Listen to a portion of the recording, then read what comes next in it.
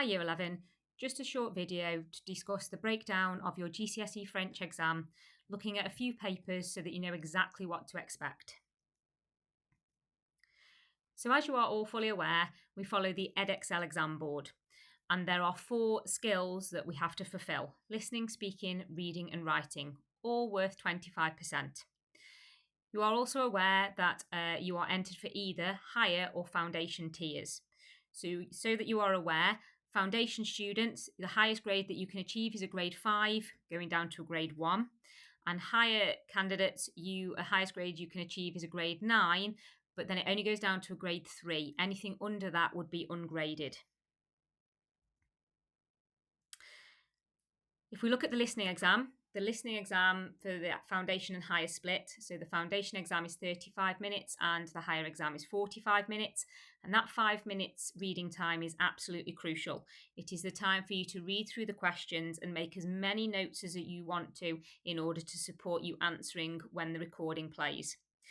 Key thing to note with the listening exam is that it is split into sections, Section A and Section B.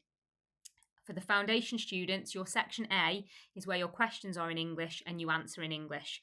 And in Section B, your questions are in French and you answer them in French. On the flip side, for higher students, your Section A is in French and you answer in French. And then in Section B, your questions are in English and you answer them in English. It is really important that you know which section you are working in, because this is where the biggest number of mistakes are made. The speaking exam is the shortest exam that you will do, and it's split into 3 tasks: the role play, the photo card, and then the general conversation. The general conversation works with 2 out of the 5 themes. The first theme is a theme chosen by you, the student. The second theme is allocated by the exam board. These are the questions and answers that we've been working on in lessons, and it's really important that you continually look over these as part of your revision. The reading exam follows a very similar structure to the listening exam, where it is split into sections. It is really important to note that in all of your exams for French, the questions are all based on any of the themes, any of the topics. So in the reading exam, you've got Section A, Section B, and C. Section A is where you answer in English, Section B is where you answer in French, and then Section C is always the translation section. And finally, the writing exam. So the writing exam, again, split into foundation and a higher. So on the foundation exam, you have 3 open response questions and a translation sentences from English into French. And then on higher, you have 2 open response questions and 1 translation from English into French. Okay, let's have a look at some of the exam papers.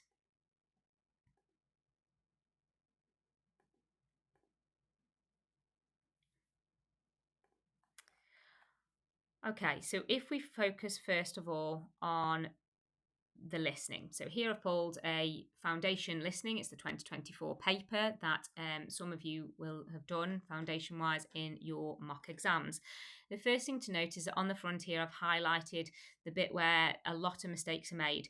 So in Section A, the questions are in English and we answer them in English. So although we hear the recording in French, we must make sure that our answers are in English. In contrast to that, in Section B, the questions are in French and therefore we answer them in French. And I've highlighted that as a reminder. It's really important that we answer in the correct language, otherwise we risk losing marks. So a lot of questions on both listening and reading in French are multiple choice. And as you can see here, the question wants you to listen to the recording and put across in each one of the 3 correct boxes. So we know down here we can see that it's worth 3 marks, and here we've got various options. Now in my 5 minutes reading time, what I'll have done is I'd have looked at these jobs here and I'd have made a note next to them of any words that I can match to the English. So if I take the word teacher, I would potentially write next to it professeur, so that when I listen to the recording, I'm listening out for certain aspects. What I've then got to do is I've then got to choose 3 options. If I choose A, C, and E, and I suddenly decide that I don't want one of those, I want to change my mind, it says clearly there that you must put a line through that box. It must be extremely clear that you no longer want that answer to be taken into account before you choose another one. If the exam board can't tell which options you've gone for, it will automatically mean you losing all marks. So be very careful. You can see down here there's space that if you wanted to make any additional notes during your reading time, that is absolutely fine, as long as the answers that you choose are extremely clear.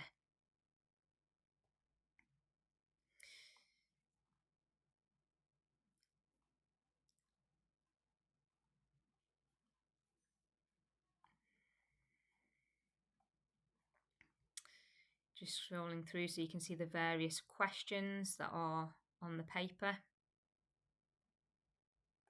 and the different styles of question. Again, here, when you get an answer in a sentence, it does say here what language you need to answer in. And again, they don't always have to be in full sentences, but it's really important to read the question.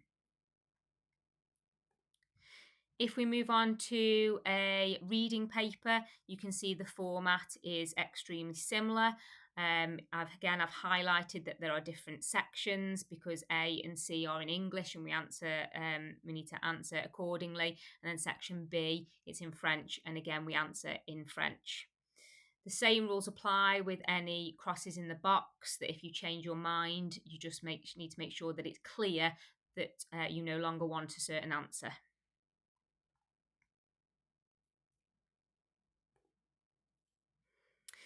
If we look at a writing paper, so this is again the foundation writing paper, the one thing to note on here is that you have an element of choice. So you must answer questions 1, 2, 3, and 4 as it states here. Okay, you must answer those. However, here, if it's question 2, you've got a choice of either 2A or 2B. And question 3, you've got a choice of either 3A or 3B. If we go to question 2. So here's question 2. And my advice is that you take some time to read the question, see whether you understand the bullet points and what it is asking you to do. You then move on to the next one and do exactly the same. And then you make a choice. Are you going to answer 2A or 2B? Whichever one you decide to answer, it is asked you to put a cross in the box. So if I decide to answer 2A, I'm going to put a cross in the box here, and then I'm going to start my answer. The usual format of a sort of answer like this is that you tick off the bullet points as you go through. So, où habites-tu? If you're able to answer where you live and you can write it down correctly, you then tick it off. Question 3 is where you also get an element of choice. So again, it is worth reading the question, moving on to the next one, reading it and seeing which one you feel you'd be best at answering. When it comes to the 90-word answer in French, it is always asking you for something in the present tense, an opinion, a past tense like this one here. This is asking you about the last school trip you went on. And then it will always ask you something about the future. So this is asking you an activity that you are going to do in the future. So it's always present tense, opinion, perfect tense, and future tense. So again, it's really important as part of your revision to work on your tenses. Please do ask your teacher if you are unsure. And then on the foundation writing, the final aspect is the translation. And your translations are set out in single sentences. Again, it is really, really important to read the sentence carefully because it's all about the tense that it wants. So in this one here, I hate cheese, it just wants a simple present tense sentence.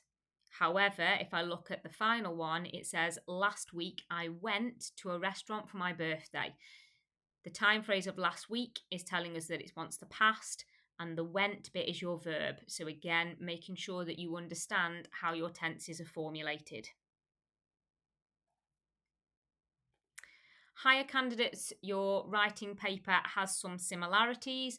It is still split out into questions 1, 2, and 3.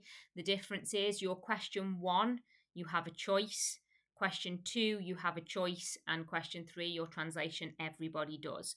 So just like on the foundation paper, my advice would be to read question 1, to have a look at the bullet points and see how many of them you understand, to then go to the next question, the next option, see which one you understand, and then make a choice, putting your cross in the box when you have made that choice. Again, just like on the foundation paper, this is what we call a crossover question. So not only does it appear on the foundation paper, but it also appears on the higher paper. And it's really important that, again, you follow that structure of present tense, giving an opinion, perfect tense, and then future tense. As we scroll through the higher paper, your translation is slightly different from foundation. In foundation, where it was broken into single sentences, yours is a sort of mini paragraph. But again, the same rules apply. Read it carefully and fully. Make any notes that you want to first, and then start creating your translation. Remember, you can use synonyms for words if you are unsure, but remember to check your verb. For example, here it says prefer, so the verb préférer, but it's talking about my mom. That will obviously then affect my verb ending. So again, it's really important to think these things through before you put pen to paper.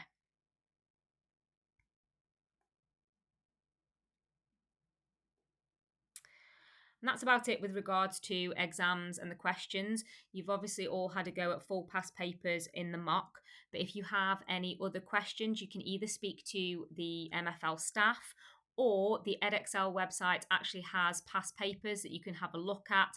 And I fully recommend making sure that you familiarise yourself with the format before going into those exams.